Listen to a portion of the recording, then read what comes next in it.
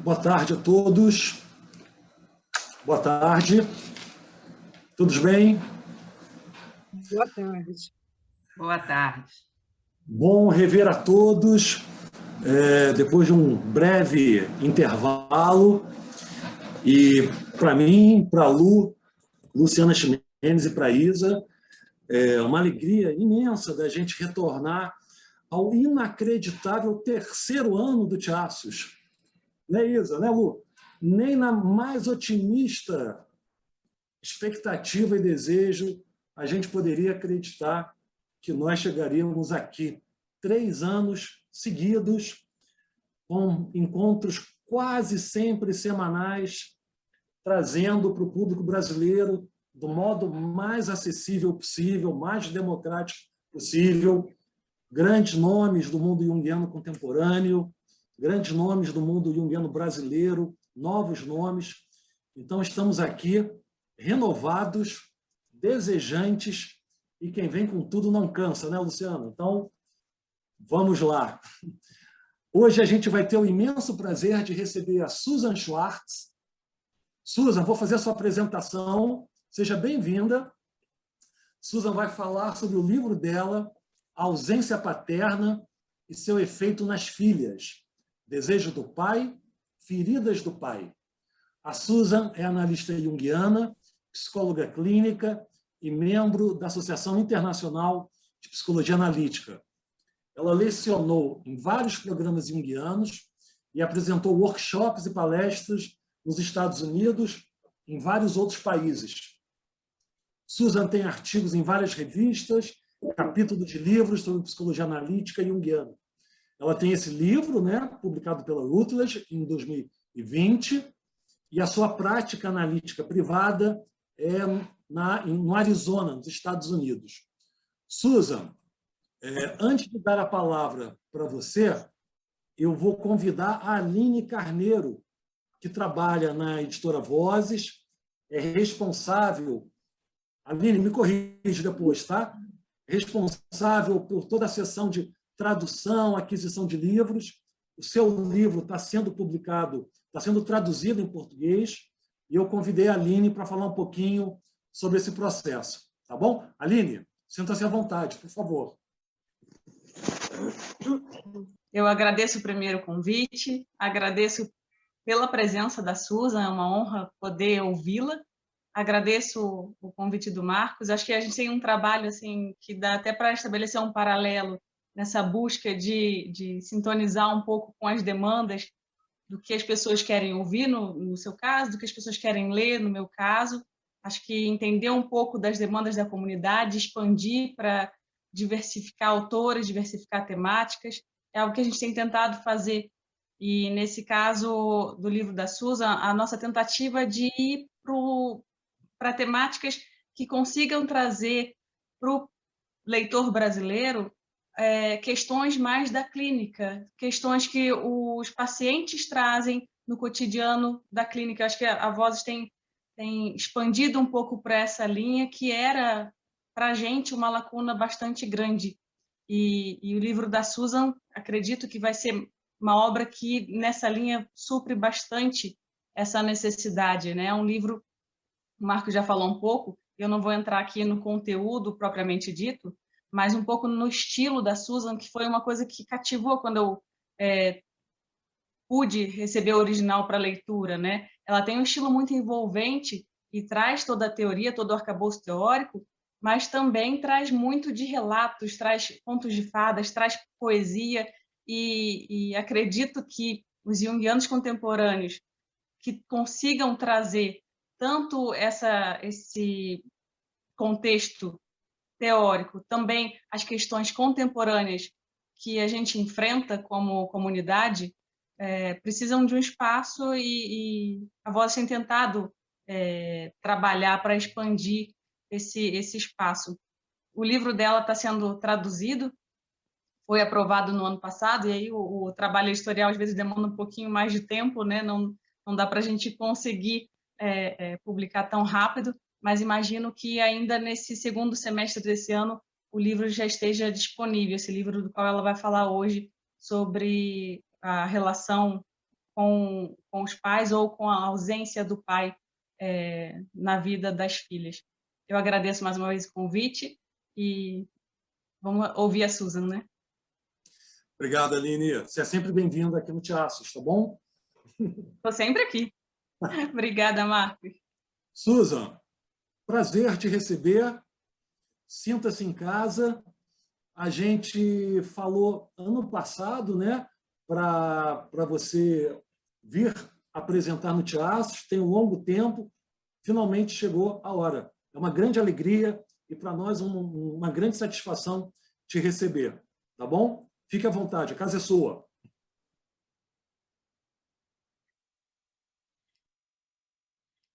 Thank you very much. I'm going Muito to obrigada. put my screen on right now. Eu vou compartilhar a minha tela com vocês agora. Please. Só um minutinho, por favor. And here we go. Aqui está. Thank all of you. Eu realmente gostaria de agradecer a todos vocês por me receberem. É um prazer e uma honra estar aqui com vocês hoje. Não posso realmente falar o que isso significa para mim. Então, eu vou apresentar um pouco do que aparece no meu livro, que foi mencionado, que vai ser lançado esse ano em português, mas eu também gostaria de falar que existe um lado mais sombrio, isto é, aqueles temas que normalmente nós não falamos, né? Então, o que eu abordo, na verdade, é a ausência. E eu gostaria que todos nós pensemos juntos o que isso significa. Essa é uma citação do Jung, que diz: mas existe um lado sombrio do pai, algumas vezes que atinge negativamente os seus filhos, atuando, que está ativo num mito muito perturbador, envolvendo Cronos e a sua tentativa de devorar Zeus. Bom, nós podemos ver aqui que essa é uma imagem de Zeus.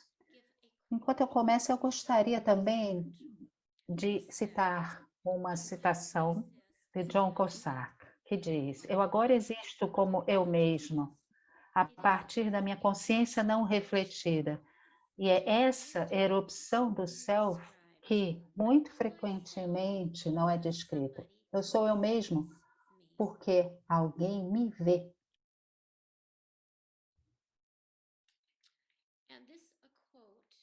E aqui nós vemos uma outra citação. A filha é um dos arquétipos femininos que precisa de exploração para incentivar a cura coletiva e individual.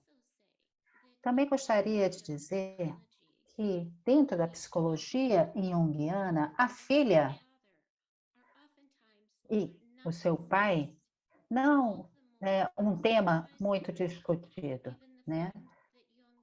Isso não é surpreendente, quer dizer, isso é surpreendente, visto que Jung teve 4 filhas, mas ele não tocou essas dinâmicas. A parte de um ensaio em Obras Completas, volume 4, que é chamado de O Destino do Pai na Vida do Indivíduo. Eu também queria narrar o sonho de uma filha. O pai é como o assassino. Ele tinha 3 filhas e uma era suicida. Ela está sob seu domínio. Eu e outra irmã choramos, porque ela vai se matar, e ele não se importa. Ela é uma poetisa, ele destrói o trabalho dela. Ela comeu vidro, ele não vai mudar. Bom, eu vou ler essa citação antes, né? Quer dizer, a falha dentro de um ambiente paterno que acaba não sendo acolhedor pode resultar em uma resposta narcisista. Isso normalmente é baseado na insegurança, enquanto ela se sente mal adaptada para enfrentar as tribulações da vida. A vida com os outros não é fácil, e sem base, ela sente um fracasso. Então, aqui dentro, essa resposta narcisista, ela se sente sozinha e não vê os outros. É nesse sentido que ela chama de uma resposta narcísica. Esse aqui é um poeta, Inges Bonas, de África do Sul, que escreveu um poema que Nelson Mandela leu quando ele estava na prisão. Aqui está o poema. O filho levanta o pulso contra o seu pai, na marca de grandes gerações. O grito da África, o grito e os odores e o de sangue nas ruas de seu próprio orgulho. E quando ele, né, e o pai de Jung descobriu que cometeu suicídio, ele disse, bom, tudo bem, pode deixá-la ali onde ela está. Isso ainda é o sonho, né? Toda essa história é contada em detalhes no filme. É interessante no sentido que é muito triste, entra em detalhes sobre realmente os efeitos desastrosos de um pai ausente. O contexto primário onde a traição é experienciada é a família, porque é lá que o primeiro pacto de amor é selado. Um pacto que ameaça, mas ao mesmo tempo torna possível o nascimento psicológico do indivíduo. Esse é de Aldo Carotenuto, um analista junguiano italiano. Em outras palavras, onde nós aprendemos sobre a traição é na família. E nós podemos também perguntar, o que acontece em tantos dos estudos de caso que deixam de fora o pai quando se discute a psicologia da filha? Essa aqui é uma imagem, na verdade, de um sonho. Uma mulher com quem eu trabalho que teve um pai ausente. Isso é típico, tristemente falando, mas é bastante típico nos Estados Unidos. Que o pai pode estar presente durante alguns anos, depois ele vai embora, ninguém sabe por quê, muitas razões. Ela tenta encontrá-lo, quando adolescente ela encontra. E é isso, nada muda realmente. Essa filha também, uma filha típica, né? Quer dizer, de muitas filhas que têm pais ausentes, estava num casamento muito infeliz. Isto é, tinha uma falta de intimidade, falta de amor, uma questão para amar a si mesmo e ao outro. Isto é, que tem a ver com essa resposta narcisista que nós vemos. Ela viveu sozinha durante 15 anos. Ela estava de um lado da pintura, né? E ele, isto é, o seu primeiro grande amor, não o seu marido, né? Estava do outro lado da pintura. E durante todos esses anos, ela tentava se aproximar dele, isto é, através da pintura, mas sempre com obstáculos, nunca tendo um caminho. Ela nunca conseguiu chegar até o seu amor. E também essa imagem, onde nós temos um homem que eu assumo que parece uma figura paterna, que olha para fora e nenhuma das figuras se olham. Tudo muito escuro. Ele está sob a luz, mas ele não parece uma figura luminosa. E tem essa palheta de tintas ali do lado, mas sem nenhum tipo de sentimento de interação, nenhum eros.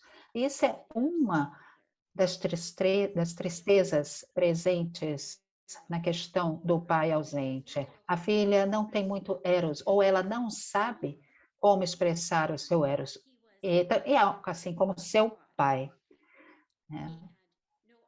Aqui, por exemplo, ele não tem a oportunidade, digamos assim, o pai não teve a oportunidade de encontrar o próprio eros. Aqui nós temos uma outra citação. Bom, primeiro eu vou ler essa. A ausência do pai acaba colocando a filha no estado de angústia e desapontamento. Normalmente, acabando com a sua criatividade e força de vida. Suas tentativas, todas as suas tentativas, elas são substituídas e marcadas pela depressão, ansiedade e relações perturbadoras.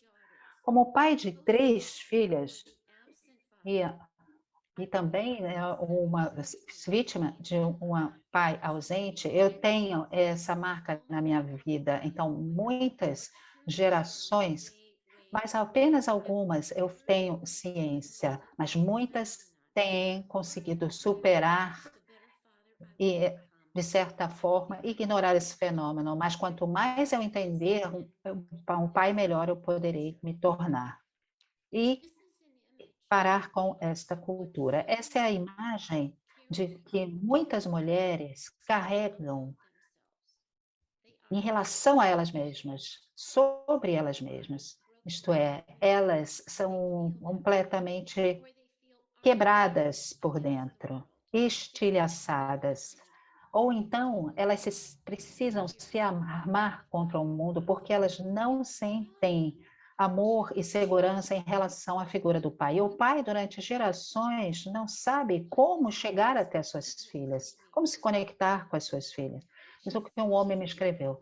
Ela vê o mundo de forma fragmentada, através desse tipo de olhos que, na verdade, não estão inteiros, eles estão quebrados, estilhaçados.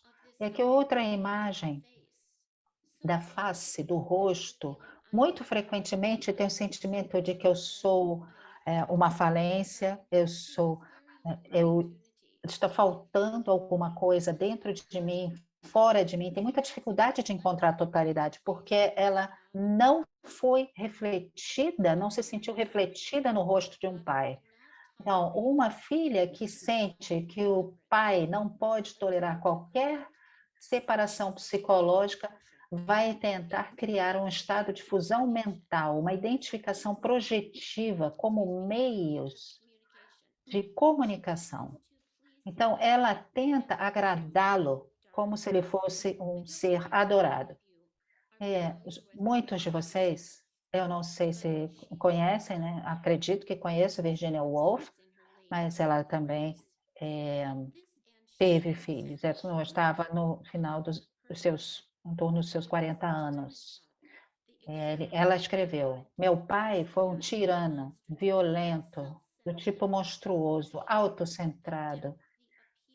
E a profundidade, todo o amor alternado desse pai, né, odioso que sempre me dominou. Eu não estou dizendo que a ausência do pai é o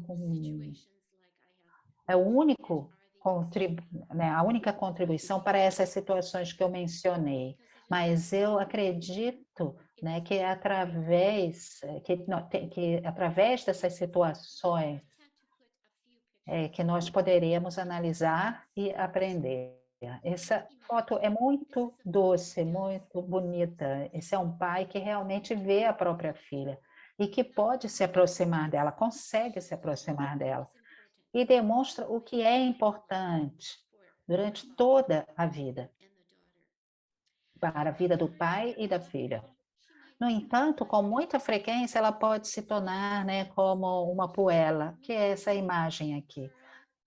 Isto é, uma menina e depois uma mulher que realmente não entende o que é ser um feminino em todos os aspectos. Ela sempre permanece muito jovem, ela é menininha do papai. Ela sempre está buscando alguém, ela não consegue encontrar a sua própria posição, o seu próprio lugar. Então, nós podemos dizer, mais uma coisa, isto é, a natureza transgeracional da ausência paterna. Por exemplo, pense reflita na sua própria história, na própria história de vocês. Seus pais eram presentes? Seus avós eram presentes? Seus bisavós? Quanto que nós podemos voltar no tempo e eles estavam ali, participantes da nossa vida diária, nos amando, presentes nos nossos jogos de futebol, nas nossas atividades. Isto é, vocês esperavam que eles se envolveriam? E nós podemos ver isso também desde o início. Quando nós lemos dentro da literatura psicológica, a mãe sempre fala sobre os primeiros anos de uma criança. Um pai raramente fala sobre esse início. E ele, pele a pele, é isso que é importante, essa posição da pele, esse lugar que diz, eu estou aqui presente com você. Mas muitas vezes, isso também é o que acontece.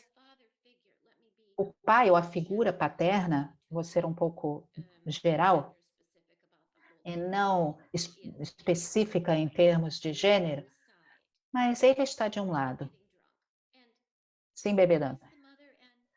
E onde está a mãe e a filha? Distante. E é essa distância, seja física, seja emocional, psicológica, que magoa a filha. E eu diria que nós temos muitas gerações de filhas magoadas. Mesmo lá no início da vida delas, nós podemos ver no olhar, né? Esse olhar que precisa de um olhar de volta, do retorno de um olhar. Porque se isso não acontecer, nós não vamos nos olhar. Mas e se ninguém estiver nos olhando? Essa também é outra imagem muito doce. E mais uma vez, muitos pais foram capazes de estar ali junto com elas quando suas filhas eram pequenas. E depois, quando ela completa 12, 13, ele não está mais lá. Porque normalmente ele não sabe mais o que fazer, ele não sabe mais como expressar os seus sentimentos de apreciação e de carinho pela filha. Então, eles, de certa forma, se retiram, né? Ou então o amor entra em ruína, assim como essa imagem. E é incrível, porque muitas vezes, nós temos aí também essa questão do filho, o pai, né, como sendo um romance. Então, o que ela sacrifica para permanecer nessa conexão com o pai, isto é, que realmente significa trair a si mesma e acaba ficando e permanecendo como a menina, como a garota do papai, porque ela não quer e não pode lidar com todo o poder da mãe e a sua ameaça como um outro feminino. Então, ela evitou toda essa situação, né, se aproximando do pai. Ela não sabe, né, como encorajar também. A mãe também não sabe como encorajar a filha a encontrar o seu próprio lugar do feminino, né? Aqui, né, tem uma imagem que a gente gostaria que isso acontecesse, né? Por exemplo, uma criança que adora as histórias, mas ao lado desse romance entre filha e pai, nós podemos ver, né, que tem uma carência, né, que não é preenchida. E ele também não consegue preencher a própria carência. Isso também acontece, que a filha acaba sendo tomada pela depressão, pela nostalgia, mas também pelo desejo, mas também pela idealização. Eu trabalho com algumas pessoas, algumas mulheres que falam que quando pequenas, elas ficavam lá esperando pelos pais, e alguns desses pais nunca vinham. Alguns vinham, mas não davam atenção. Mas elas continuavam esperando. É muito difícil. E essas imagens são de crianças muito pequenas. É quando tudo começa. Como que ela compensa? Como ela aprende a ter pode aprender a ter um complexo paterno positivo quando o pai não está lá. E quando ele está ali, ela aprende a ter um complexo paterno negativo. Aqui nós temos outra imagem, né, do início da vida, que realmente nós precisamos do nosso pai, desde o início. É muito bonito, quer dizer, seria maravilhoso se esse amor pudesse ter continuidade. E baseado em tantas histórias, nós podemos concluir que essa presença desse pai não dura a vida toda. Então, eu gostaria também de falar algo de André Green, que é um psicanalista francês. É uma citação muito interessante. Falta como ausência na mente, ausência de contato, ausência de sentimento. Somente ausências podem ser condensadas na ideia de um vazio, e um simples vazio, algo que está faltando, pode se tornar o substrato daquilo que é real. Isto é, quando alguém caminha pelo mundo sentindo que tem um vazio. Ativado agora. Mas aí seu vídeo foi interrompido. Do not. Maria Julieta, meu nome é que boto aqui. I think that someone's phone is okay. Audio. Most powerful effect upon children do not come from As coisas que têm os efeitos mais poderosos sobre as crianças não vêm do estado consciente dos pais, mas do seu passado inconsciente. Então, conscientemente ou inconscientemente, as questões paternas vão acabar atingindo as suas filhas.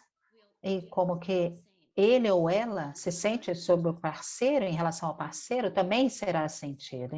Isto é, quem que está consciente disso? Quer dizer, Jung tem muitos escritos sobre o efeito, né, do pai sobre as filhas. Essa aqui é uma imagem. Bom, parece que temos uma menina, mas quem está atrás dela, por trás dela? Eu sempre tive essa ideia, essa é a minha projeção, que por trás dela tem figuras masculinas. Eu gostaria de ler o que uma mulher escreveu sobre o masculino e o feminino dentro dela. E eu trouxe isso porque a filha aprende sobre essas qualidades e não queremos que isso seja interpretado como definições rígidas de masculino e feminino, mas sim como uma grandes possibilidades. Nós vivemos num mundo de fluxos e também de fluxos de personalidade. O homem e a mulher se olham buscando sinais. Eles estão tentando ou não enfrentar a verdade do drama. Pense nisso como uma posição interna. A esse tempo, eles sabem que estão juntos, cada um pensando sobre a coragem do outro, da fragilidade da mente do outro. Foi uma tentativa de de sofrer. Por um momento, os seus olhares se encontram de novo, mas não possui a todos os dois. Todo desejo, eles se despedem. Nenhum deles nunca soube do que se tratava o drama e de que verdade, qual verdade poderia pertencer a eles. E esse é um dos efeitos do pai ausente, esta inabilidade de reunir os elementos da psique. E aqui é a minha imagem do que seria ser destituído, realmente destituído de uma presença paterna. Eu incluí essa imagem porque isso é o meu desejo do pai ser capaz de olhar para si mesmo e avaliar o que está acontecendo dentro dele e os seus próprios aspectos internos, né? Isto é, a imagem das suas filhas, da sua filha dentro dele. E muitas vezes ele é deixado, né, como esse portão. É maravilhoso, mas tem vários tipos de problemas, está quebrado, não está bem mantido. E é o que as pessoas falam, né, de certa forma, simbolicamente, sobre a relação com o pai. Esse aqui é Jung também. É claro que não é possível para os pais não terem complexos. Isso seria ser super-homem, super-humano. Mas eles deveriam, pelo menos, entrar em um acordo com esses complexos de forma consciente. Eles deveriam tornar isso um dever para eles, né? Para enfrentar as próprias dificuldades, para o bem de seus filhos. E aqui nós podemos ver que Jung diz, por que ler, por que escrever um livro, né, sobre os pais, né, dentro da psicologia junguiana? E nós temos 3 livros sobre isso, desde 1980. Não é o bastante. Então, nós podemos dizer assim, o que é que está acontecendo inconscientemente dentro do mundo psicológico junguiano, que o pai tenha se tornado, de certa forma, não desafiado, não questionado. E nós podemos ver também, esse aqui é uma pintura de Van Gogh. O pai também está em desespero. Frequentemente ele não sabe o que fazer. Ele nem sabe a quem perguntar. De certa forma, ele tem expectativas sobre ele, mas ele não sabe quais. Aqui nós vemos que cada cultura talvez tenha diferentes expectativas em relação ao pai e na relação com a sua filha. Diferentes expectativas sobre esse papel, mas eu imagino que ele deveria estar envolvido. E não importando a cultura onde nós estamos, esse pai não está envolvido. Existe uma falta, existe um vazio que torna tudo muito mais difícil. E as filhas, assim, bastante jovens, se tornam, né, em frangalhos no sentido psicológico. Então, uma pessoa essa semana me disse, eu percebi, depois de 40 anos, que o meu pai, que a sua ausência que eu neguei e coloquei de lado, dizendo, não, não é um problema, porque a sua ausência me deixou completamente, existencialmente abandonada, né? Eu engordei 40 quilos, quer dizer, o pai afeta também o corpo da filha.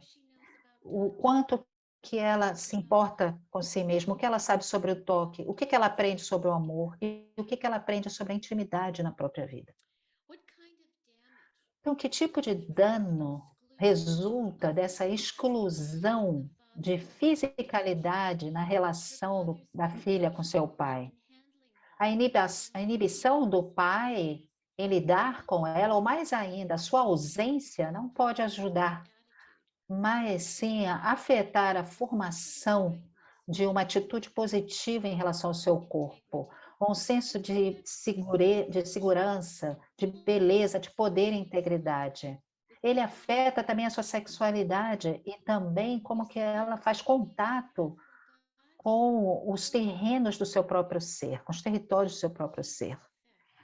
Isto é, talvez ele não saiba o quanto que ele afeta como que a filha se sente sobre o seu próprio eu físico. E sabe, muitas filhas de várias idades, mais uma vez essa semana, por exemplo, uma mulher de 70 anos, aos prantos, porque ela pensava em como que o pai tinha tratado todas elas, mais uma vez, 3 filhas, o quanto que tinha ignorado a todas elas, estava lá, mas não estava lá, sempre em silêncio, e ela ali estava aos prantos, porque ela sabia que ela tinha que expressar isso, encontrar uma melhor relação com si mesma, com seu corpo e com o que ela necessitava para a própria vida. E mais uma vez o toque.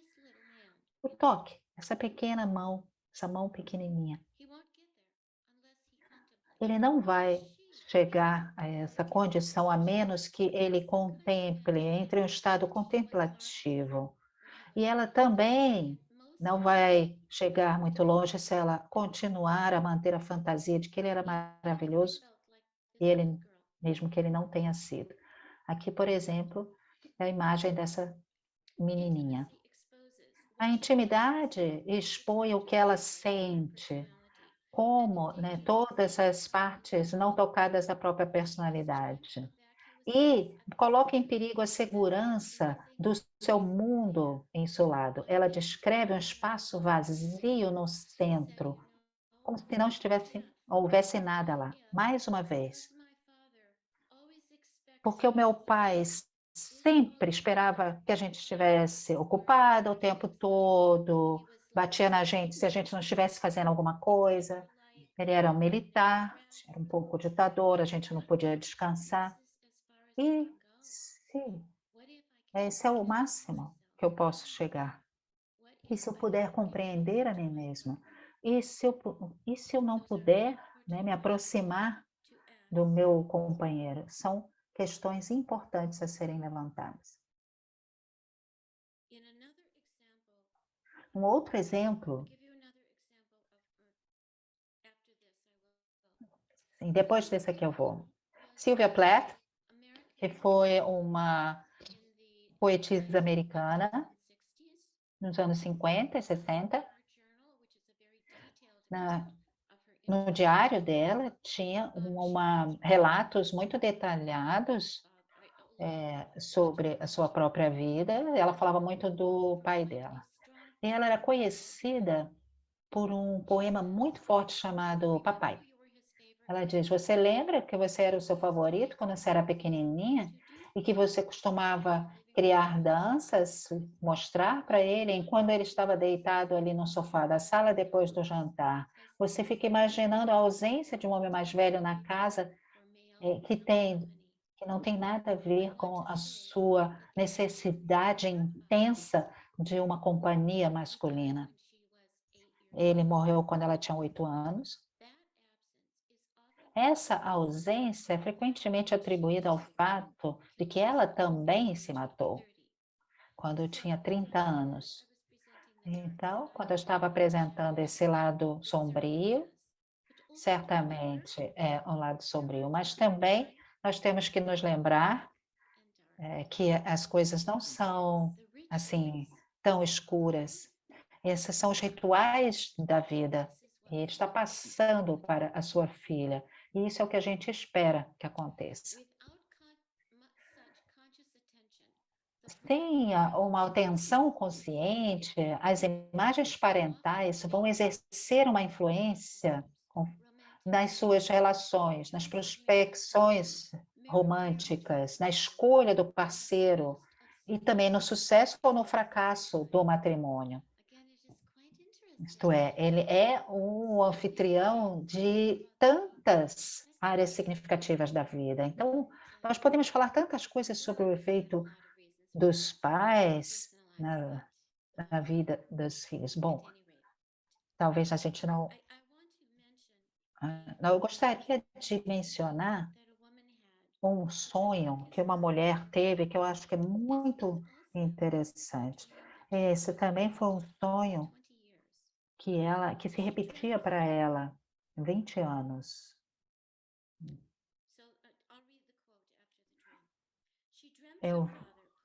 Ela sonhava que o pai colocava a mão na sua coxa de forma tão forte que deixava uma marca. Ela não conseguia se levantar e não conseguia vencer a resistência da sua mão. Depois, ela começou a pensar em preencher a ferida com concreto. Concreto faria com que a pele dela ficaria inflexível, pesada e não humana. E aqui a citação: sem uma figura paterna que a alimente, ela pode ser suscetível à invasão de imagens negativas. Ela pode se identificar com um pai insuficiente ou um que seja completamente ausente. Ele não serve de espelho, né? Ele não espelha uma energia feminina ou masculina que seja de auxílio. Quando um pai não pode atender às necessidades da filha de amor e afirmação, hábitos de degeneração e temos também humores muito desequilibrados acabam surgindo. Ela fala sobre o sonho sem emoção, muitos sonhos sem emoção, e esses sonhos também eram perturbadores. E muito interessante é que no sonho, esse reparo dela era colocar o concreto na ferida. Para mim, o concreto é muito pesado, vai acabar prendendo ela no lugar, ela não vai ser livre, ela não vai poder correr. Mas essa é as diferenças culturais muito interessantes. Quando eu apresentei isso na China, uma mulher disse, mas na China, o concreto é conhecido, nós associamos com a lama da terra. Então, eu trouxe isso para dizer que, de certa forma, nós somos limitados pela nossa cultura e quando nós abrimos para outros mundos, nós encontramos diferentes modos de resolver questões e de lidar com elas. O sonho dessa mulher representa o que nós nos referimos aqui, no I Ching, é o hexagrama 18, que se chama corrupção, ou um trabalho que foi estragado ou degradado, como essa imagem, como essa sala. Esse hexagrama está chamando para que se cure aquilo que foi estragado, para que se reconstrua, isto é, para construir sobre a decadência todos os efeitos de uma ausência paterna. O hexagrama pede para que a consciência se engaje com a negatividade e também com esses padrões autodestrutivos. Então, eu gostaria de falar para vocês sobre um outro sonho. E esses sonhos, apesar de eles serem pessoais, né? Claro, individuais, nós podemos também aplicar a nós mesmos. Essa mulher, ela tinha um pai muito distante, muito distante, muito frio. Ela tinha que pedir permissão, por exemplo, para entrar na sua biblioteca. E no sonho, ela estava numa esteira e ela caiu. E ela notou que tinha sangue descendo pelas suas pernas. E ela olhou, viu que os sapatos dos seus pais. Ela olhou para cima e viu o pai, que não dizia nada, não fez nada. E ela estava surpresa. Ela ficou surpresa quando eu disse: ele não ofereceu ajuda para você? A resposta foi surpreendente. A sua atitude em relação ao próprio corpo era: ela realmente não se importava. Ela não se importava se estava envolvida em algum tipo de autolesionamento ou qualquer coisa, porque ela não estava ali presente. Isso aqui é de uma poetisa americana, Anne Sexton, que diz: por que todas essas bonecas estão caindo do céu? Será que foi um pai? Ou será que os planetas fizeram buracos nas suas redes e deixaram as infâncias saírem? Ou será que as bonecas são nós mesmos? Nascidas, mas nunca alimentadas? Anne Sexton também cometeu suicídio. Então, por que eu estou trazendo todas essas histórias? Mais uma vez, para que nós possamos acentuar as sensações dessas filhas que sentem que os pais não foram presentes, ou que elas têm que assumir aquelas pessoas de eu estou bem, você não precisa se preocupar comigo, eu estou ótima. Ela mostra isso para o mundo quando dentro existem todo um grupo de pensamentos confusos, de imagens, autoimagens confusas. A saída é a reabertura para a desconstrução de antigas construções. Esse é Adam Phillips, é um analista freudiano, psicanalista freudiano, em inglês. A análise, ela perturba esse fechamento em velhas e antigas narrativas e, de certa forma, perturba também o equilíbrio anterior, que era um desequilíbrio. Então, não é reconstruir o que era, mas resgatar e tentar rever e tentar uma outra síntese dos elementos psicológicos, isto é, para tentar vir a ser aquilo que nós precisamos. Então, nós temos que, agora no próximo trecho, nós vamos começar a ver que é necessário passar por essas questões, olhar para o lado obscuro, né? Seja da filha, como exatamente também do pai. E aqui nós podemos ver essas verdades que não são coisas muito belas a serem vistas. Eu não falo isso para culpar ninguém, mas eu diria desde o início da psicanálise. E também, né, em relação a Freud. Freud também não teve uma boa relação com o pai. Jung também não teve, muitas pessoas. Isso já no início da psicanálise, nós podemos ver que está repleta de sombras paternas.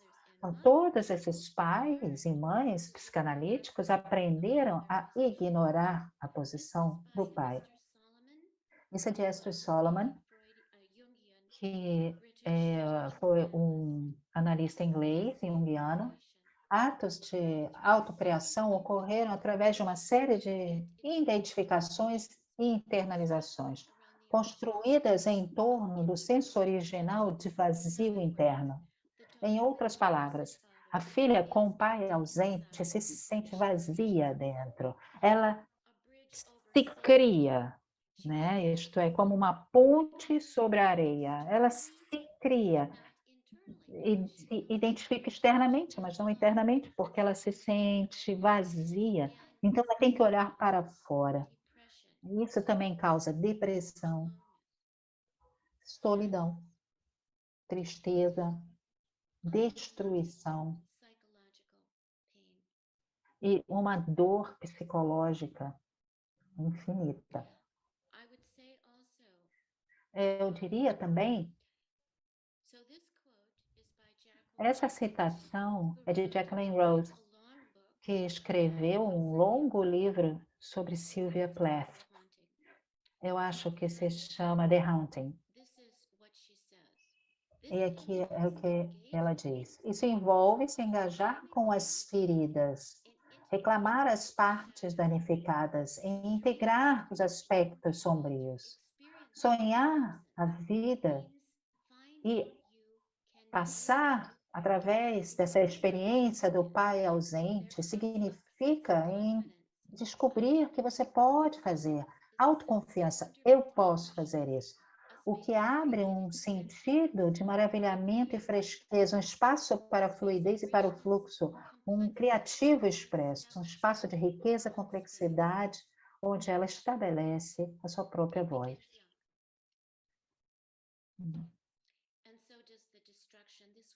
E aqui nós temos a destruição, isso me lembra tantas mulheres, e homens também, mas mulheres que se automutilam. E eu tenho me envolvido com vários estudos sobre filhas que se automutilam e a relação com os pais, isto é, nessa imagem do corpo, esse senso do oi corporal que muitas vezes não é nítida ou muitas vezes é danificada.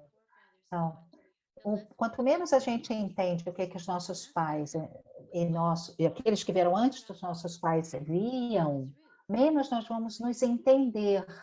Então, nós acabamos ajudando todos, contribuindo para que todos acabam roubando as suas raízes individuais, os seus instintos de orientação, se tornando uma partícula dentro de uma massa que é regido por algo muito maior. Então, nós temos aqui o desespero, a dor, a tentativa de esconder, a falta de intimidade, a tristeza. Então, nós somos confrontados em todo novo estágio de diferenciação de consciência que a civilização se atém com a tarefa de encontrar uma nova interpretação apropriada para esse novo estágio, para que a gente possa conectar a vida do passado com a vida do presente. Né? Do contrário, nós vamos permanecer como esse edifício, né, abandonado, onde nada cresce, ou essa criança que acaba crescendo e se tornando um adulto triste. Tudo isso nos leva a assumir a importância da tristeza, do luto daquilo que nós não tivemos, o luto pela perda, o luto por aquilo que foi e aquilo que não foi, mas também reconhecer, a partir de nós, o que pode melhorar, o que pode acontecer a partir daí. De onde você é? De lá. Para onde você vai? Para lá. E o que você está fazendo? Estou em luto.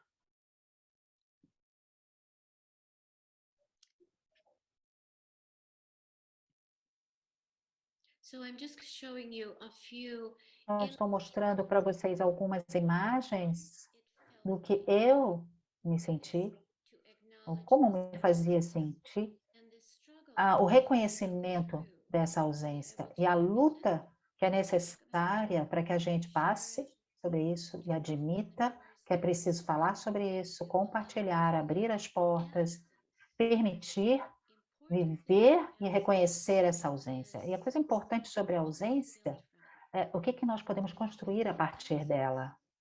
Dentro da ausência tem uma presença. Nós todos nascemos com alguns potenciais. Esses potenciais estão sempre ali. Então, se nós conseguirmos alcançar a ausência, nós vamos encontrar a presença. Jung sabia que as crianças que nascem de uma matriz familiar, que tem uma história multigeracional, os pais devem ser vistos como filhos de seus avós. Isto é, toda a maldição da casa dos Atreus não é uma frase vazia. Nós podemos ver perversões, comportamentos neuróticos e problemas genéticos que passam de gerações. Então, nós herdamos a ausência. Mas o que nós herdamos da presença? O que nós precisamos? E será que você tem a coragem de passar por tudo isso e encontrar você mesmo?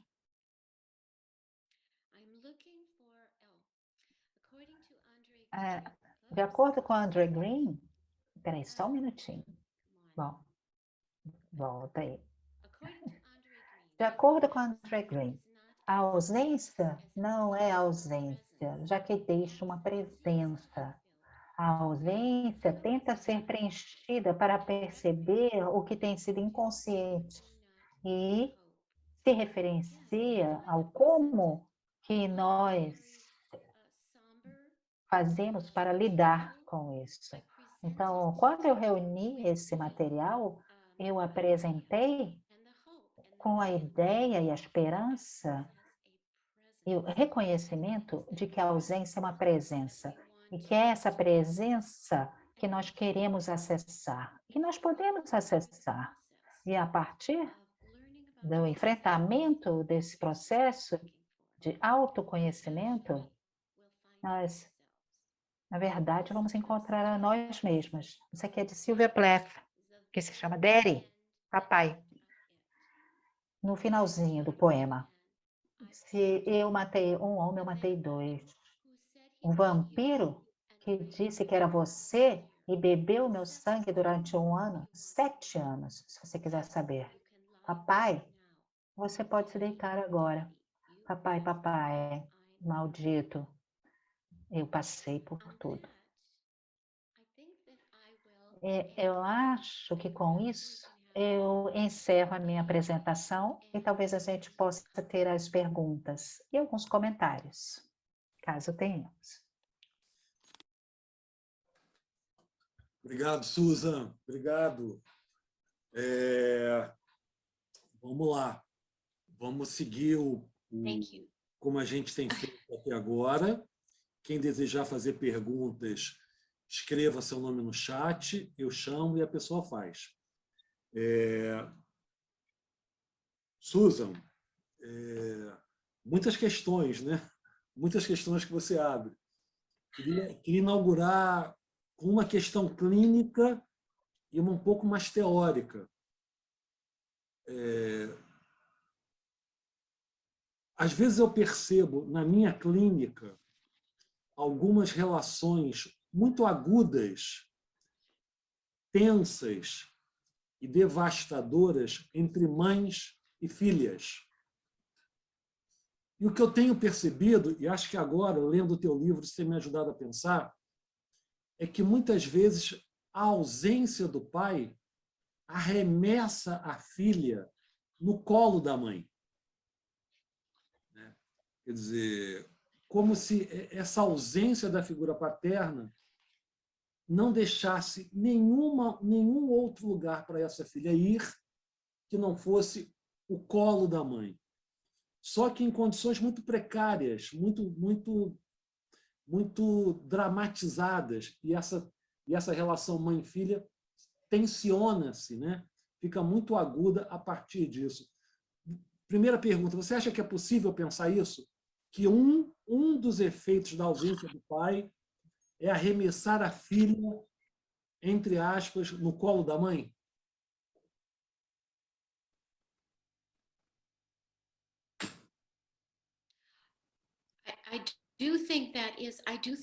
Eu acho que sim. Eu acho que também culturalmente isso é sancionado e quase que promovido. Igualmente, a filha não vê os pais resolvendo isso. Ela, então, deve ser o quê? O pai? Para a mãe? Ela aprende a cuidar da mãe? Isto é, esse peso acaba caindo no ombro da filha, isto é, de cuidar da mãe que precisa do cuidado. A mãe também não lida com o pai. Então, o pai está também ausente para a mãe. Então, é justamente também a experiência da mãe em relação ao pai, que ela também está carregando e transferindo para o parceiro. Então, veja bem, nós temos muitas camadas. O que acontece é que ninguém está satisfeito. E a filha depois vai se virar contra a mãe. Porque é muita coisa para ela. Ela não pode se virar contra o pai, porque ele não está lá. E a ausência acaba criando esse espaço onde o apego, a conexão, não existe. Então, se o pai estivesse ali presente, dentro da mente da mãe, e o pai tivesse a mãe propriamente, eles iam resolver entre eles. Mas com frequência vai para a filha. E eu posso adicionar uma coisa ao que você disse, porque é um comentário muito importante. Quando eu vi uma analista, mulher, disse para mim, eu esqueci de perguntar sobre o pai. E quando eu pergunto às pessoas sobre os pais, onde estava o seu pai? Tem assim, por exemplo, uma frase, o pai recebe uma frase, e é isso. Isso cria a situação que você mencionou, Marcos. Sim. Uma outra coisa, por exemplo, dentro dos termos, em termos junguianos, nós poderíamos perguntar quem é que tem um complexo paterno negativo? Será que é a mãe? É a filha? E será que também não é o pai? Todos eles devem ter um complexo paterno negativo. Perfeito, perfeito. Vou passar para a Luciana Ximenes, depois a gente volta. Lu, contigo, por favor. Oi, Susan, obrigada pela sua apresentação belíssima. Na verdade, eu tenho duas perguntas. A primeira delas, eu li há um tempo atrás o livro do Zoya, o pai, e tem um pedaço lá do livro, um trecho do livro, que eu até tentei achar para trazer essa citação para você, mas eu não consegui. Mas que ele dizia algo do tipo que é melhor ter um pai ruim do que um pai ausente. E essa citação me deixa com um certo estranhamento. Eu queria saber o que você acha dessa sentença aí. E a outra pergunta que eu queria te fazer é que é muito mais automático a gente relacionar corpo com matéria, com mãe, distúrbio alimentar, sempre com mães, né? E você trouxe essa questão do corpo também nessa relação da ausência do pai, né? Então, eu queria entender se você acha que a gente pode fazer alguma relação entre distúrbios alimentares e essa ausência paterna. Obrigada, Susan. So, yes, right Sim. on. Sim, certo em todos os sentidos. No entanto, todas as mulheres que eu mencionei aqui, todos os sonhos, todas elas tinham distúrbios alimentares. Todas elas. Elas tinham distúrbios alimentares quando tinham 20 anos, tinham distúrbios alimentares aos 70 anos.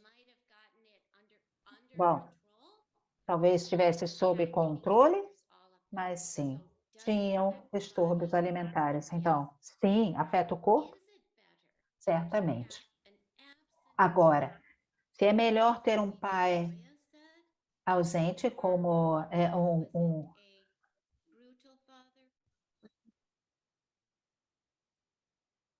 Zoya. You know what? I don't know that you can compare. Eu não sei se você pode comparar a maldade. Eu acho que ambos são ruins. Eu acho que os efeitos são similares do ausente e do pai ruim, mas eu realmente não acho que nós podemos dizer que um seja melhor que o outro. Eu acho que nós temos que lidar com ambas as situações, mas as pessoas com quem eu trabalhei, que tiveram os pais ruins, ou pais ausentes, os resultados são os mesmos. Isto é, tristeza, problemas com a intimidade, questões corporais. Muitas vezes têm uma ótima persona e são miseráveis por dentro, se sentem miseráveis por dentro. Então, eu concordo com você, concordo. Uhum. Obrigado, Lu. Jamila Brasil, contigo, por favor. Tá aí, Jamila?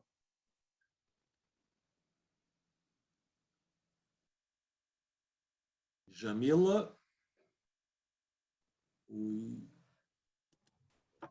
Oi, eu posso perguntar já em inglês direto, tudo bem? Você se incomoda de fazer em português para todo mundo? Acho que fica mais fácil. Pode ser? Pode ser. Pode ser. Então tá. Nossa, eu quero dizer que em pouco tempo, assim, trouxe tanta conteúdo, estou muito satisfeita, assim, muito obrigada. Eu queria depois, se possível, a referência, eu fiquei muito interessada naquele trecho que o Jung fala sobre uma espécie de uma neurose hereditária, assim, né, da maldição da casa de Atreu, né? Eu queria saber qual livro, porque eu fiquei muito, muito interessada nesse trecho. Mas a minha pergunta é o seguinte, tem tudo a ver com o que a Luciana já falou.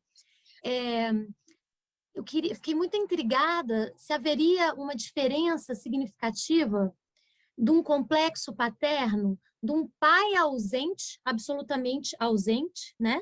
Inexistente, ou um pai presente ausente, né? Se existe estruturalmente grandes diferenças nessas dinâmicas que se estabelecem na psique da mulher. Acho que vou parar por aí. Só respondendo essa já tá bom. Okay. I'm sorry, I did not have the reference. Desculpe, eu não coloquei a referência no slide. Eu não tenho a referência aqui na minha cabeça. Mas, se você quiser a referência, me manda um e-mail. Eu mando para você. Não sei, talvez vocês possam colocar, Marcos ou Luciana, o meu e-mail no chat, que quem quiser fazer perguntas relacionadas à apresentação pode me mandar. Bom, a outra, sobre a questão, né, do pai ausente. Bom, na minha experiência, eu não vejo a diferença. Não vejo diferença. Eu vejo muita depressão, tristeza, falta de self, ou um deserto criativo, uma degradação, isto é, se estivesse completamente ausente, isso também cria ausência. Por exemplo, eu vou dar uma pessoa que eu conheço, disse que todas as pessoas que ela conhecia não tinham pai. Ela foi criada num bairro onde ninguém tinha o pai presente. Ninguém teve o pai e nós estamos bem.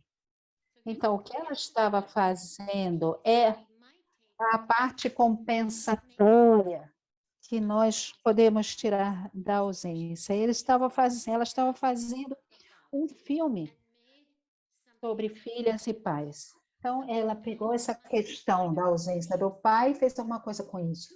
Alguma pessoa pode ter um pai que parece que não estava lá, estava sendo muito introvertida, não fala sobre sentimentos, não gosta de falar sobre si mesma, fica em silêncio ali.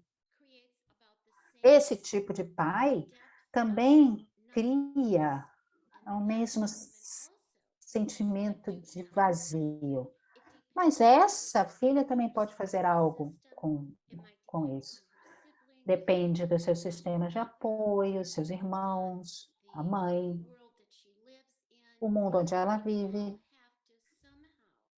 Todas têm que, de alguma forma, lidar com a ausência, seja emocional, física, um pai ruim, violento.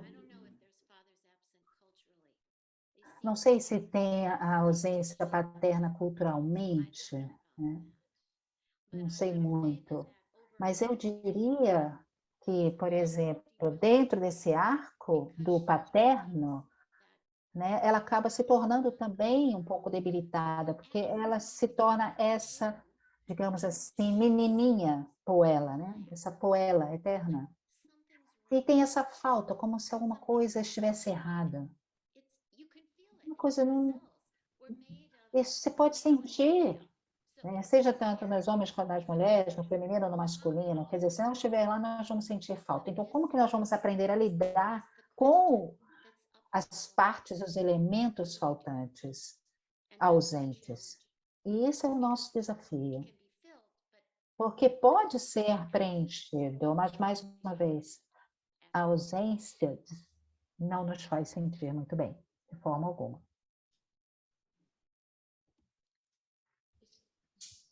Obrigado, Jamila.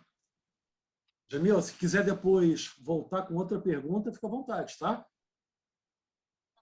Susan, o que permite a um homem tornar-se pai? Eu estava lembrando de um colega terapeuta que coordena um grupo de homens de discussão, e ele fez a seguinte pergunta: eram 20 homens. Quantos de vocês têm filhos? 12 levantaram a mão. Depois ele refez a pergunta: quantos de vocês são pai? E só 4 levantaram a mão. O que permite que um homem se torne um pai?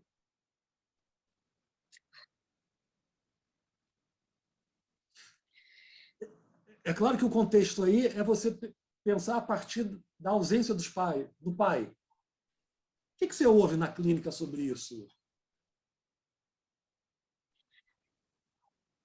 About it.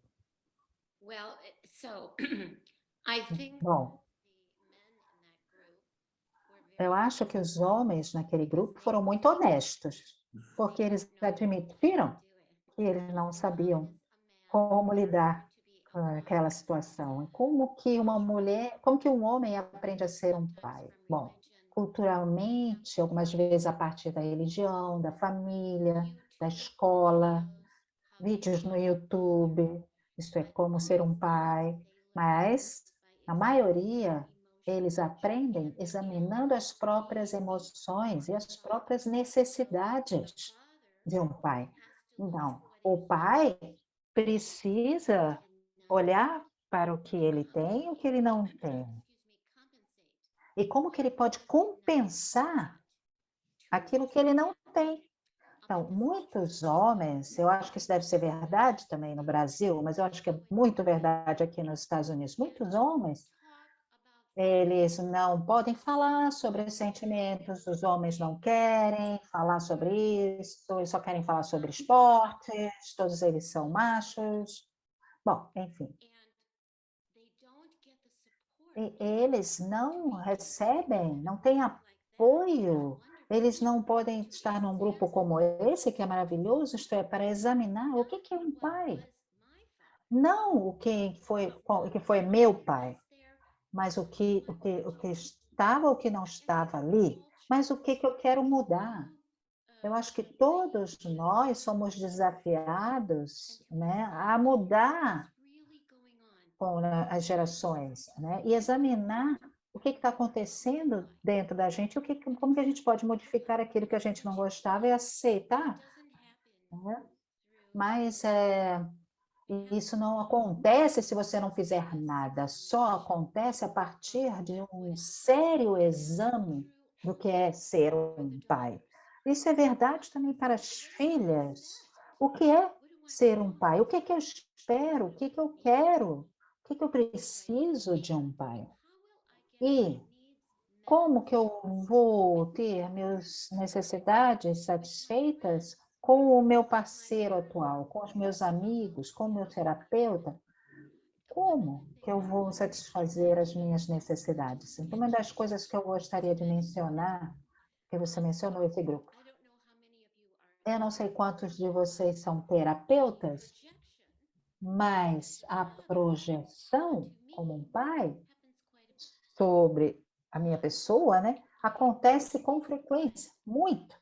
Eu fico sempre feliz que esse pai delas tenha entrado ali na sala, mesmo que ele não era tão doce, tão legal, que ele fosse ausente, mas pelo menos ele está ali e ela vai precisar lidar com ele. Então, a projeção sobre o terapista do pai não apenas acontece não acontece apenas com os homens, acontece também com qualquer pessoa, né? Qualquer pessoa que esteja ali, né, lidando com aquilo que precisa ser trabalhado dentro do campo terapêutico. Então, nós não falamos sobre isso muito também, né? Isso é a projeção sobre a analista feminina, né, do pai. Igualmente, os terapeutas homens também, eles podem, né, também ser objeto da projeção das mães. Claro que isso pode acontecer. Tá, perfeito.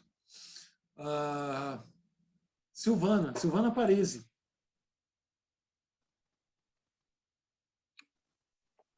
Então, é um prazer ver a sua apresentação.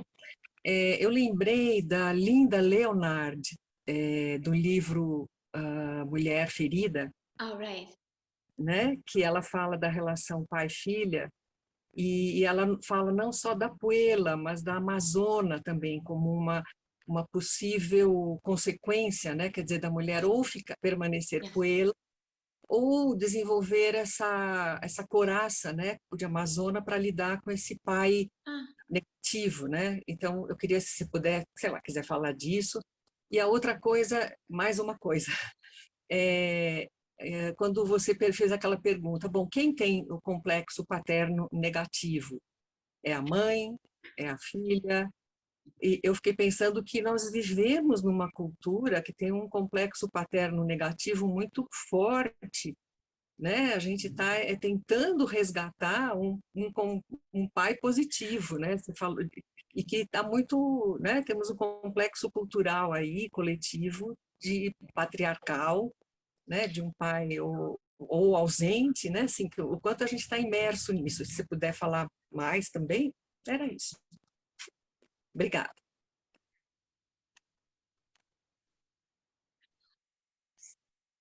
Yes, I'm glad that you mentioned that. Fico feliz que você tenha mencionado essa questão. Eu acho que é bastante subjetivo, mas eu sinto que nos Estados Unidos os resultados são muito fortes nesse complexo paterno. Acho que da forma como nós fomos criados sob essa máxima de quem tem tudo, né, é essa figura paterna.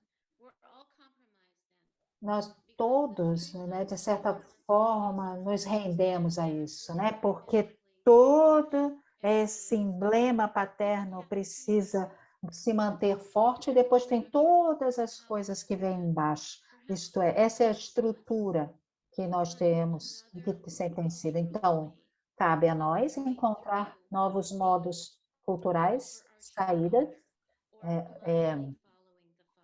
fora, né, desse emblema paterno tão dominante. Mas eu também gostaria de adicionar que eu não acho que o único modo, você falou da Linda Leonard, eu acho que, será que tem alguma outra forma de estabelecer uma relação nova com si mesmo e com esse complexo paterno? Será que pode ser através de uma mente mais criativa, inusual, quebrando fronteiras, usando todos os talentos que alguma pessoa pode até afirmar, você não vai conseguir fazer isso. Então, se você puder, de certa forma, ultrapassar essa autodenigração, acredito que possa funcionar também. Eu acho que dentro da mente da mulher, acho que também pode funcionar. Então, ela não precisa ser uma amazona, ela não precisa ser uma poela. Talvez ela possa ter essa mistura de um pouco de cada uma. Usar essa mistura de forma flexível. Obrigado, Silvana. Lu, de novo. Suza, eu tenho mais uma aqui para te fazer. Eu fiquei pensando que ao longo da sua palestra, teve em alguns momentos que você até falou de figura paterna e não do pai como homem, né? Mas eu senti que é um pouco difícil de falar sobre a ausência do pai sem falar do homem, porque geralmente quem fica ausente é o homem. As mulheres, muitas vezes, ocupam esse lugar da ausência paterna, inclusive. Eu fiquei pensando se isso não é uma herança ainda do patriarcado, sabe? Onde os homens precisam se ausentar desse lugar familiar e doméstico, vamos dizer assim.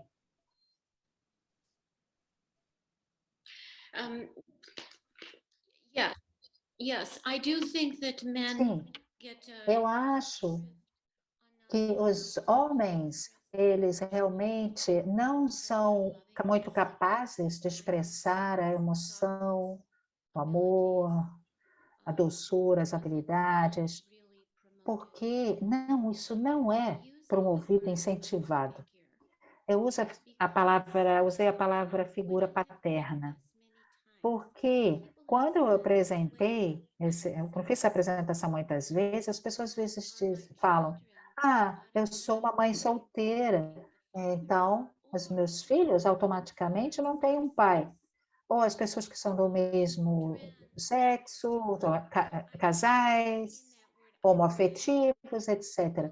Então, eu fiquei feliz que você tenha focado nisso, né? Porque eu citei, de certa forma, de propósito, porque eu realmente queria, né, que nós nos movêssemos um pouco fora dessa questão das fronteiras de gênero. Isto é, quem quer que esteja nessa categoria da figura paterna. Porque muitas vezes, quando o pai é ausente, eu não estou dizendo que um tio, uma pessoa ali da rua, os avós, professor na escola, não possa também substituir esse vazio, né? E ali ele pode encontrar um modelo satisfatório de relação. Mas então, a questão é a filha se sentir vista, sentir que tem uma relação, né? Quando esse pai ou essa figura se está ou não está lá. Então, nós agora temos que atualizar as nossas terminologias para que a gente possa estar ali, né, digamos assim, em consonância, né, e além, né, com o nosso mundo atual, nosso mundo contemporâneo. Susan, você acha que, teoricamente, né, em termos teóricos, a gente podia fazer uma construção que fosse a relação de um homem, a relação de um pai com sua filha vai depender da relação desse homem com a sua ânima? Quer dizer, é a relação do homem com a sua ânima que irá dizer que tipo de pai ele poderá vir a ser? Você acha que a gente pode pensar, há um triângulo, pai, filha e o arquétipo da ânima? Yes, but let me add. Sim. Yes, but let me add to what you're saying. Mas eu vou adicionar uma coisinha. Então, como que o pai vai aprender sobre o seu lado feminino? Eu gostaria de ser aqui um pouco cuidadosa sobre o que é feminino, porque eu não quero descrever, porque esse feminino pode ser uma série de coisas. Então, é algo que seja oposto ao seu estado consciente, que ele precisa se relacionar e que ele vai passar isso para a sua filha. No entanto, se ele aprendeu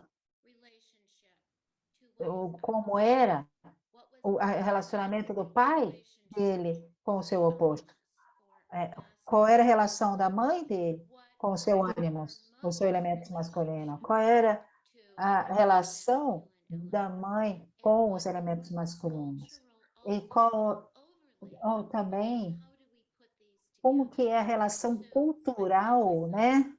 Isto é, como que nós reunimos tudo isso? Então, a partir do que você disse, nós vemos questões transgeracionais e também como que nós atualizamos tudo isso para o nosso mundo contemporâneo.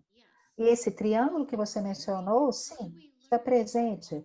Isto é, porque como que nós aprendemos a ser masculino, feminino, seja lá como for que a gente descreve a nós mesmos, é como que nós aprendemos a nos sentir confortáveis com o nosso corpo, né?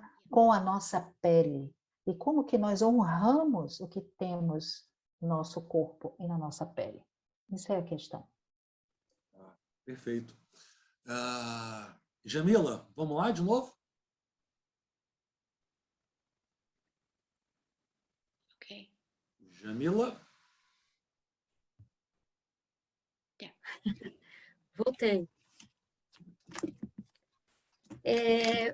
Susan, eu queria que você me falasse um pouco mais sobre a associação que você fez entre essa ausência paterna e o corpo, porque na minha compreensão, essa relação cai mais no campo da autoimagem, porque eu costumo associar arquétipos masculinos e relacionados ao pai, ao complexo paterno, com o extrato social. Então, eu associo mais a autoimagem. Então, essa mulher que ela não é vista pelo pai, então ela começa a ter uma relação patológica com a própria autoimagem. Eu queria saber se é isso mesmo. Eu queria que você aprofundasse um pouco mais nisso que você colocou da relação entre essa ausência paterna e a relação da mulher com o próprio corpo.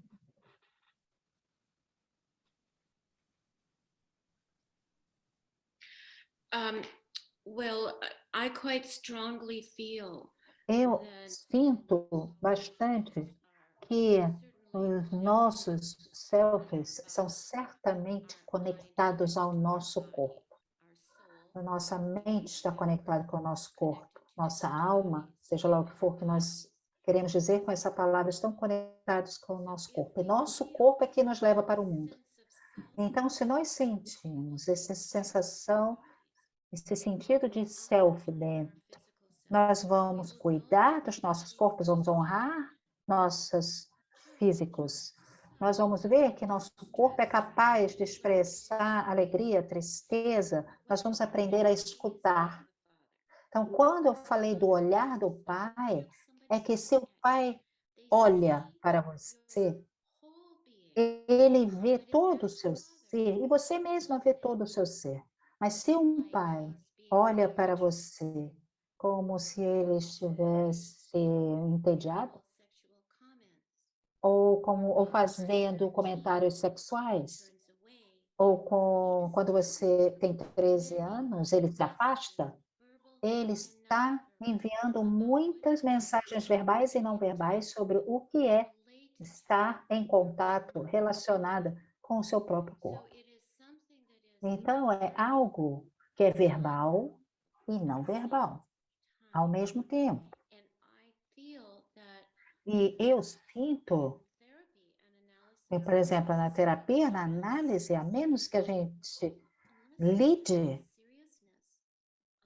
com a seriedade do nosso corpo, a menos que a gente honre o nosso corpo de nosso próprio modo individual, não como deve ser feito, mas o seu self individual.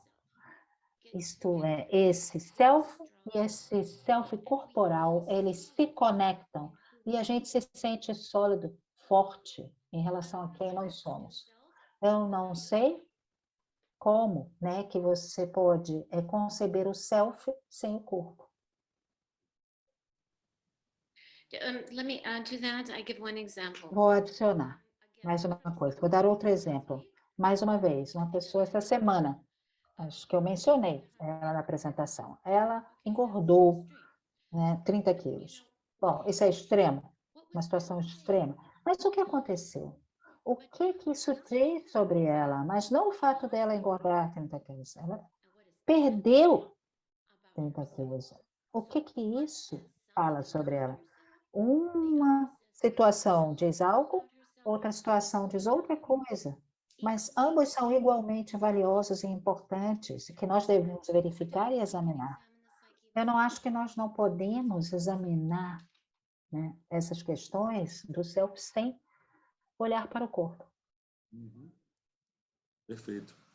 Obrigado, Jamila, novamente. Susan, vou ler uma pergunta da Tereza sobre um tema que você acabou de responder, mas eu acho que vale a pena. Ela diz o seguinte: na minha prática clínica, tenho visto filhas que querem compreender o que acontece com seus pais. Até seus 11 anos, o pai brincando com elas, pegam no colo, existindo também toques. Quando a menina menstrua, cessam esses toques e carinhos. Eu gostaria de saber a tua opinião, sua visão sobre isso. Right.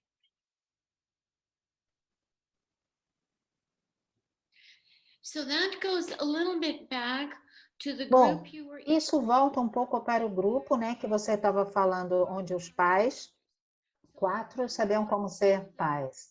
Então, eu imagino, será que eles sabem como lidar com uma menina em desenvolvimento, uma linda menina, filha em desenvolvimento de 11 anos? Bom, eles não sabem, porque eles também estão distantes dos próprios corpos. Se eles estiverem conectados com os próprios corpos, eles podem apreciar a beleza dessa filha. Eles poderão ajudá-las né? Amar também os seus próprios corpos. Por exemplo, eles podem andar de skate, ou ir à praia, ou fazer várias atividades com elas, mas também eles podem honrar também qualquer tipo de aparência que ela venha a ter, de experiências que ela venha a ter, como que ela se sente sobre o fato de que o corpo dela está mudando. Eu acho que não tem sido muito fácil para os homens fazer isso, porque eles não são encorajados a se relacionarem emocionalmente através das gerações. E como eu mencionei, através da história psicanalítica. Muito pouca atenção foi dada aos pais, às suas lutas, à participação dos pais na vida familiar. Então, onde que eles vão aprender? Então, é muito importante que, se nós todos aprendermos, esse aprendizado pode ser passado. Acho que a questão a ser feita agora, e que ainda não foi feita nas gerações anteriores, ou se foram feitas, né? Na verdade, agora elas foram caladas. E agora nós realmente temos que falar alto sobre isso. Aquela menina de 11 anos vai aprender que o seu corpo é precioso, ela não vai negar, ela não vai ter que enfrentar, sabe-se lá quantos distúrbios corporais para encontrar a si mesma. Então, será um processo muito mais rico de estar em contato com si mesmo em um modo realmente profundo e iluminado. Você acha que dentro do próprio campo junguiano, essa questão ela ainda merece maior atenção? Ela ainda se revela tímida, precária, esquecida? Como é que você analisa o campo junguiano em relação do pai? Yeah. Oh, the father.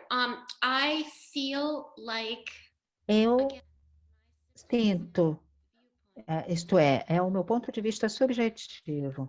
Eu não acho que tenha sido tratado com bastante. Acho que algumas pessoas trataram desse assunto, mas não o suficiente.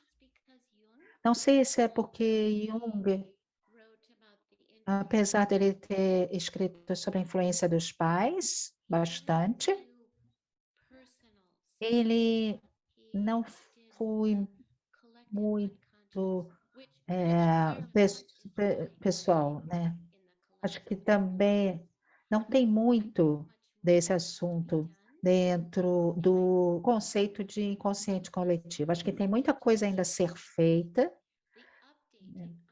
Eu acho que a atualização que nós temos que fazer desses estereótipos rígidos do pai mãe filha filho ânima, ânimos. Então, toda essa rigidez, de certa forma, ela foi e precisa ser alterada. Mas dentro da psicologia junguiana, os contos de fadas, as lendas, a mitologia, eles são aqueles que podem ser aplicados tanto a homens quanto a mulheres, e eles nos ensinam como nos tornarmos únicos, né? Então, únicos e unidos, integrados. Então, as pessoas, na verdade, começam a fazer perguntas. Então, as perguntas sempre promovem novas descobertas de respostas. Então, eu realmente acho que é necessário explorar mais e eu espero que aconteça e que esteja acontecendo. Ótimo, ótimo. Gente, espaço para mais duas perguntas.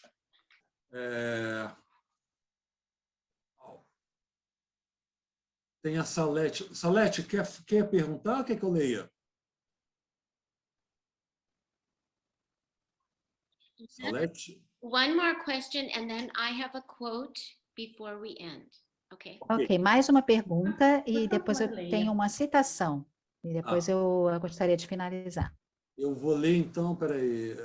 Juliana, quer falar, Juliana?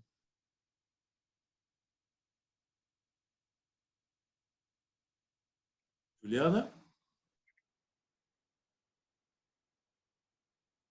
Peraí.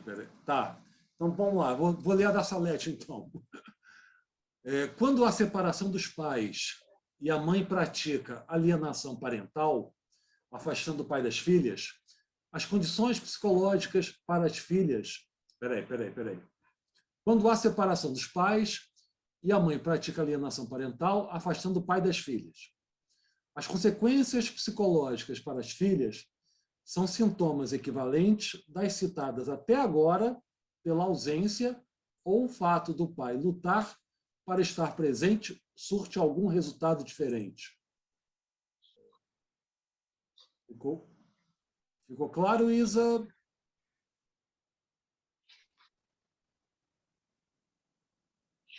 Would you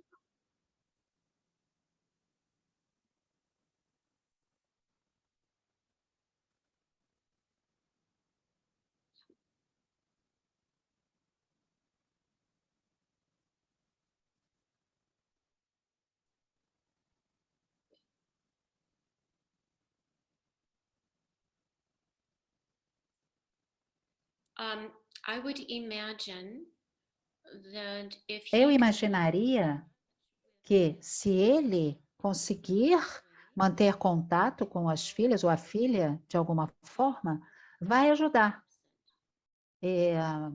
nesse fato dele estar ausente. Mas eu diria que isso estabeleceria uma espécie de confusão dentro da filha, porque se ela ama o pai e quiser, né, ter um contato com ele, mas a mãe não quer, isso significa que ela precisa ficar contra a mãe? Então, em outras palavras, ela vai acabar tendo várias questões perturbadoras parecidas com o pai ausente, porque ele não está lá. Mas eu também fiquei imaginando, isso é um pouco das questões legais, mas será que os pais não têm uma divisão, né, de responsabilidade, 50%, 50% no Brasil? Não? É como se diz, a guarda compartilhada? not always. Okay, so Não sempre, sim. Então, a razão, olha só a diferença cultural. É muito normal aqui que os pais tenham a guarda compartilhada, 50%, 50%. Eu não estou dizendo que eles têm que lidar com essa questão, que eles não tenham que lidar com essa questão, porque tem raiva, tem frustração envolvida, porque que a mãe tem que afastar os filhos do pai. Isso é terrível. E será que a filha, na própria vida, não tem que descobrir o que o pai está sentindo, o que a mãe está sentindo e o que ela está sentindo? Então, como que ela vai equilibrar todos esses sentimentos? É realmente algo perturbador, mas tem ausência. E a ausência, mais uma vez, ela é sentida. Essa seria a resposta, ela vai ter que trabalhar bastante. Mas todos nós temos que trabalhar bastante para tentar entender as gerações passadas, aquilo que eles não trabalharam, né? E isso nós temos que trabalhar para que as gerações que estão por vir tenham isso mais esclarecido. Perfeito. Sim. Susan, deixamos contigo let me agora. just do my last quote. Ah, ela só gostaria de apresentar uma última citação, ao menos que alguém mais tenha uma pergunta, eu gostaria de fazer a minha citação última. Essa é uma... Yeah, I think it is Mysterium Conjunctionis. Eu acho que é do Mysterious Conjunction, parágrafo 190. Então, Jung declarou, é um pouquinho longo, mas muito interessante. Se você contemplar sua falta de fantasia, de inspiração e vitalidade interior, que você sente como pura estagnação em um deserto estéril, e impregnar essa falta com o interesse que nasce desse alarme que tem em sua morte interior, então algo pode tomar forma em você. porque seu vazio interior esconde uma plenitude tão grande se você apenas permitir que ela penetre em você. E eu realmente gostaria de agradecer a todos vocês pela atenção, pelo fato de vocês terem vindo, por todas as perguntas e por me darem a chance de aqui, de forma tão distante de vocês, me conectar com o Brasil, que eu gosto tanto. E eu fico muito feliz que o meu livro tenha sido traduzido, esteja sendo traduzido para o português. Então, muito obrigada. Muito obrigada. Susan, nós que agradecemos, uma honra te receber. O tema do seu livro é um tema absolutamente contemporâneo, né? Alguém havia posto aqui no grupo, acho que foi a Cris, nossa amiga Cris, que 6% das certidões de nascimento no Brasil não tem o nome do pai. Então, esse é um tema que ele faz parte da realidade cultural, social do país. Então, não é à toa que ele tenha atraído tanta atenção. Obrigado pela tua presença. Quem sabe, né, Aline, quando o livro for lançado, você volta para falar um pouco mais. Foi um prazer te receber. Muito obrigado. Pessoal, obrigado pelo retorno ao Teatros. Obrigado pelo retorno ao Teatros. Muito obrigada. Sejam todos bem-vindos. A gente começa agora o Teatros na sua potência compulsiva. Semana que vem temos Rafael Lopes Pedraza. Temos Eduardo Carvalho falando sobre a importância de Rafael Lopes Pedraza para o mundo junguiano. Tá? Então, a programação eu mandei no grupo. Fiquem sempre atentos nas redes sociais da Luciana Ximenes, do Teatros, na minha, que a programação está sempre acontecendo. Um prazer rever a todos. Susan, obrigado novamente. Tá? Grande prazer. Thank you. Isa, beijo em você. Lu Ximenes, obrigado pela parceria de novo. Até lá, pessoal. Boa noite.